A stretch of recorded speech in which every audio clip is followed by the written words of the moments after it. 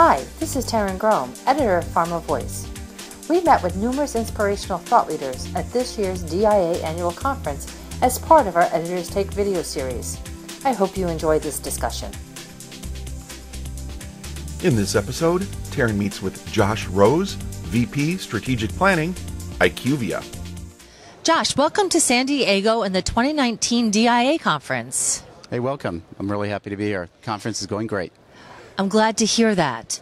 What questions should sponsors ask as they strategically evaluate virtual models for their programs? That's a great question. So the first thing organizations really need to think about, what do they want to get out of a virtual model or a virtual trial? Because there's many benefits that you can get. First thing, it could be patient benefits. Access to diverse patient populations, faster recruiting. It could be cost.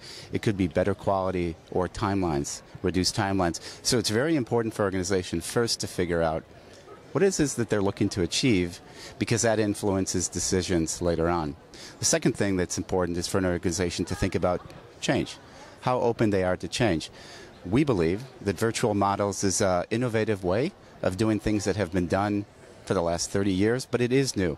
And organizations generally have a reluctance to change, especially with something as important to this.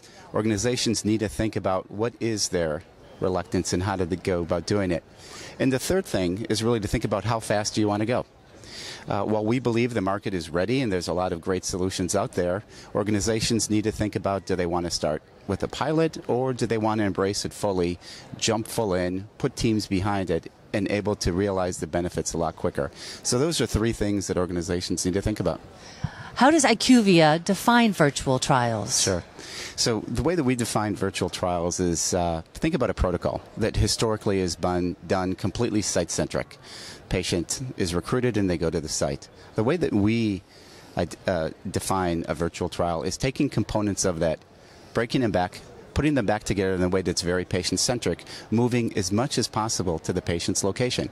It doesn't necessarily mean all activities, but as many of them, moving them as close as possible to the patient's location in order to make it easier on the patient to participate, drive timelines, cost, and all the benefits that we see. Josh, what lessons have you learned from virtual trials that you've worked with thus far? Yeah, good. It's another great question. So the first thing is that virtual trials in general are complex. Many organizations or people think that it's building a piece of technology, putting it on an app, giving it to a patient, and off you go and you get all the benefits. But reality is, it's not that simple. There's a lot of moving parts. Whether you're shipping IMP to a patient or you're incorporating phlebotomists or home health nurses, not to mention much more complex things like connected devices. Pulling all those together and orchestrating them in order to realize the benefits is a lot harder than organizations think. And our guidance is make sure that you're orchestrating the right partners that are able to do that. So that's item number one. Second thing that we learned is you have to have internal champions, including executives. So it helps a lot, of course, like many things, if you have an executive champion that embraces virtual and communicates to the organization that this is important and therefore brings people on board. And the third thing that maybe I'll focus on is starting early. This is relatively new, requires change management, and getting ahead even before the protocol is finalized, starting to think about how you can incorporate elements of virtual or decentralized into the protocol, and getting ahead of it is a really important component, so then you don't have to slow things down, make amendments, and try to make changes once a study is already approved and on its way. What has been the reaction from patients? Yeah, so what we're finding is less than 5% of patients participate in clinical research, despite the fact that when we survey them, 80% of them say that they want to. So there's a little bit of a dichotomy there, right? Why is it that so many want to participate, but they don't? We believe that a lot of it has to do with the way that studies are centered around sites. So when we provide the patients the option to participate in clinical research, and in many cases much needed participation, they've actually viewed it very favorably. Just like in our general life, wouldn't it be nice to be able to order something online and not necessarily have to travel in order to pick it up? On average in the U.S., a patient travels around 50 miles to a site. If we can go to a patient and say, you can participate on your home, at your convenience, we believe that we'll see a much greater adoption and participation of studies, and that's the reaction that we're getting. Wonderful. And what about, you touched on this a little bit earlier, but how are sponsors starting to react now to virtual trials? Sure. So let's talk a little bit about where we think virtual trials is going. What we're seeing in the industry right now, if you look back 12, 18 months, people were interested in it, but now we're seeing a tremendous amount of much more interest. We're in many dialogues with sponsors, and we believe that there's a groundswell around it. And that's really good for the industry, right? Because if you go back 12, 24 months, there were a couple of organizations that were experimenting, but now we're approaching that critical mass. And so once you get to critical mass, and there's much more activity and experience, we believe that we'll see an inflection point.